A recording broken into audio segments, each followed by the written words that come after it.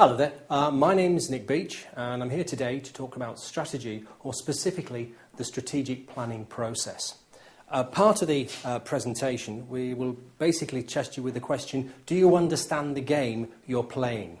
What we're talking there is, do you understand what element as a strategist of the game your company is in?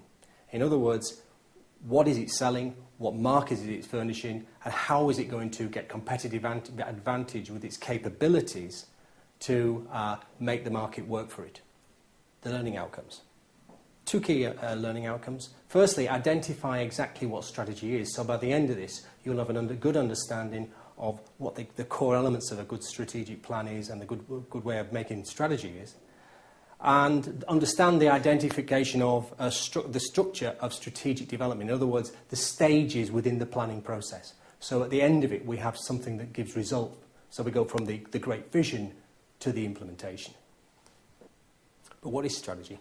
Well, many people have debated it. Really, it relates to your personal position or your company's personal position in the marketplace. Many companies fall into the trap of missing out what's happened in time. For example, there are many companies, particularly in the UK, that have not evolved with history. In other words, what they were 20, 30 years ago, they've stayed in the mental model of what they were, and haven't evolved into understanding that the market's changed and therefore they have to be a very different animal to be able to compete. Usually those type of companies either erode or go very near to bankruptcy and get bought out, and then to change with another group of leaders who can actually say, well, actually, this is what we're all about. It also depends very much through in the hierarchy of the organisation. A director's perspective of strategy will be very different from a manager's perspective. Each will have their own strategy fitting in an overarching strategy, but they have to know what is their element and what are the key facets of those strategies are. In fact, it really relates to three things: how, the value, and the risk. How we're going to do it, what is the unique value in the mind of the customer that we're going to give, and what are the risks of providing that, considering the resources and the capabilities within our organisation. Often organisations fail because they see the potential, but they do not see the risk of being lured into a market that they cannot fully service. To do that, organisations really have to understand take a holistic perspective of what they're trying to deal with. And they have to be able to mobilise not only what they want to do, but also what the workforce are going to achieve. So effectively what it is not just me as the leader taking the organisation forward, but seeing that I can actually move all my people to do the same thing. So it's very much a driving of the organisation's capabilities, so there is an ultimate collective achievement. Johnson and Scholes basically gave a basic definition of strategy. The key areas of this is direction, scope, and long term. In other words, you have a direction to go in, you know the markets that you need to achieve to, or need to penetrate to be able to get towards that direction. And you have sustainability in the long term. Those are the three major areas. In addition to that, there are issues like how are you going to get competitive advantage over your competitors, and understand your resource base that you need to balance that advantage off. Other factors that also need to be considered are stakeholders, because you're not just dealing with the ultimate customer, but it's an entire value chain process that you have to go through to be able to enable you to facilitate the intervention with the customer. Therefore, strategy includes direction, where you're going, the scope, which markets do we go in, and specifically which markets we do not go in. How we're going to get competitive advantage. In other words, what is our unique feature in relation to our competition? There was a very good case of Sony. Sony tried to enter the UK security camera market, but it actually went in with a camera that was too good for the market. It was above the specification required, and they were charging a price premium for that specification. They had to realign their entire value chain, not only to reduce cost, but also reduce the specification of the item that they were producing so that they could re-enter the market and penetrate it in a meaningful way. So you may not actually just be looking at adding value. You may have to go into a situation where less is actually more. So your resource base is very important. In addition to that, you should also be aware of the need to understand the relationships within those networks. It is not just bringing your workforce on through the organisation so that you are all fighting in the right direction, but it is also using both your close and extended value chain. So looking a little bit more detailed into strategy, we can see that there's more to it than just making big visions. It's got to have some practicality in how you're looking at the organisation and how things work within the organisation.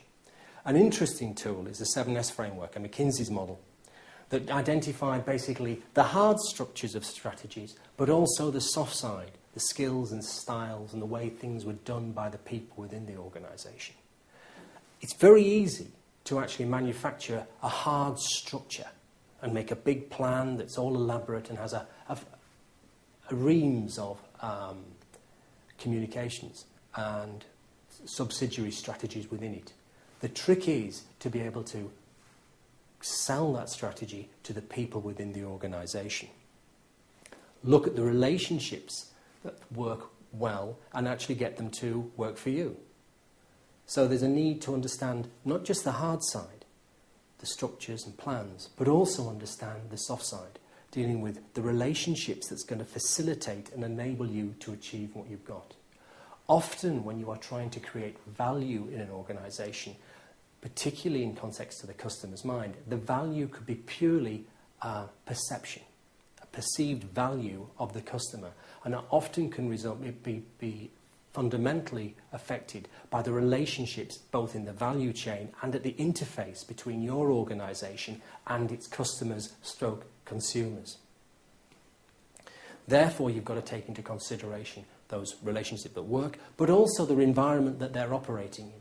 In other words, you cannot assume that the resources that will work in one country will be sufficient to work in another country, because there will be very different environmental contexts.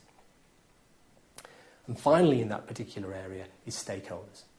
Stakeholders is often a word that's flippantly used, but it's very important to understand that people will feel that they have some connection to your organisation. If your organisation has made promises to support broader communities, and then you stop doing that, or you don't do it to the degree that they believed that it was going to be, you could have a lot of problems. And there's a number of companies, particularly on global operations, had serious conflicts with regards to indigenous people and also general suppliers. So it's a vast network that you have to see and have an overarching strategy, which matters both a push and pull strategy within it.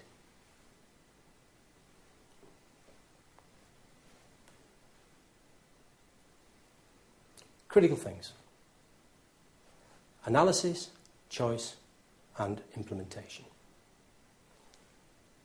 It's key to be able to do effective analysis. In other words, you get a broad picture of the environment, can see the crucial issues that are affecting the supply chain that you are working within, understand the people you are dealing with, understand the market you're dealing with, and understand the resources you have at your disposal. With that in mind, you can then start to get some understanding of what you've actually got. From that, you've got a critical analysis of your capability. At that point, you can then look at scenarios and make strategic choices and informed choices on the directions you need to go. After that, it's just merely implementation. However, implementation itself is a major area of the operation. At this point, we're looking really at the strategic planning process. Analyse, make your choice, and pass it down the value, your command chain, so that you can get your people to work for you. Critical in that success is good and strong communications, clear indication of the message of what you're trying to achieve in engaging with the market, but also engaging with the people so that they can engage with the market. In summary, strategy is relatively simple. It's so simple, lots of people make mistakes. They often make it far too complex.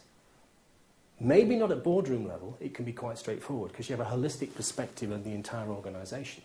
But when they start to feed it down, they don't filter it and they don't give clarity to those people who are working within their strategy.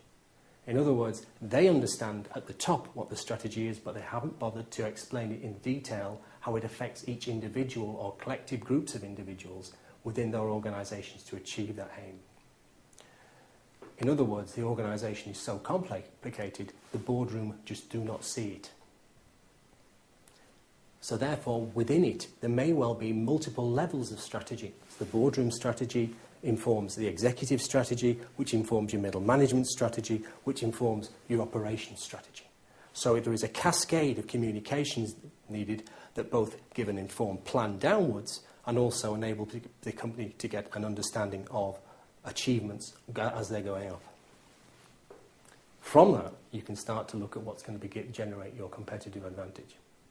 So that advantage is a message that goes through the organisation, and we can actually, through good and effective feedback, identify if we're actually achieving where we're going.